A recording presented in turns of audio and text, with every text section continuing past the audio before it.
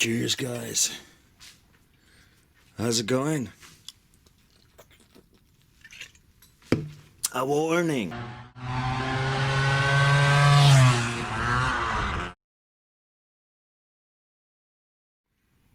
Warning, guys, warning about a wrong info that is out there. If you have a shaft seal seat with a groove, you have to use a rubber one. The info out there says that you can also use a metal one, because, you know, metal is better than rubber, whatever the explanation is.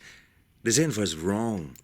You're not supposed to use this one because they don't hold in the seat. They jump out and damage your engine. They damage the case, the piston, the rotary valve. If you're lucky, nothing will happen, but mostly there is bigger damage. Do not use a metal seal in a seat with a groove. It does not hold there. Do not use it. The seat with the groove is for the rubber one. The metal one will not hold. It will jump out and heavily damage your engine. It can even kill the piston, the cylinder. It can damage your rotary valve. Just don't use it. A rubber seal is needed. Why?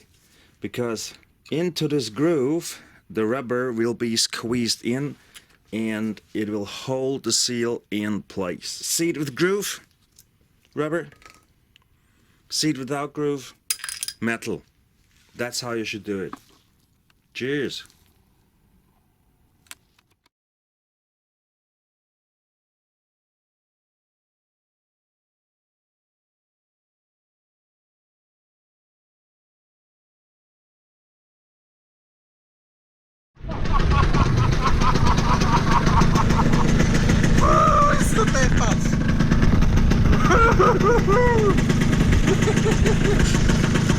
Ein Biest! Sorry, ja. Bist du deppert, ist das ein Biest jetzt? There is one guide I am planning for quite some time, because there is so much wrong information out. It is a guide about false air. So if the engine sucks air where it should not suck air. This is when, for instance, you drive, you close the throttle and the engine howls. Oh shit, have to look that up. False air guide. This time at a new engine on the workbench, but you know, first of all, cheers. How's it going, guys?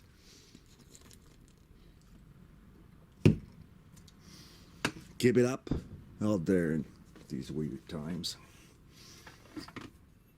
A guide I wanted to make for a long time is false air, cause the very first info you get online from other amateur mechanics is if you have false air, so if the idle goes up uncontrollable, is you have to change the crankshaft seal.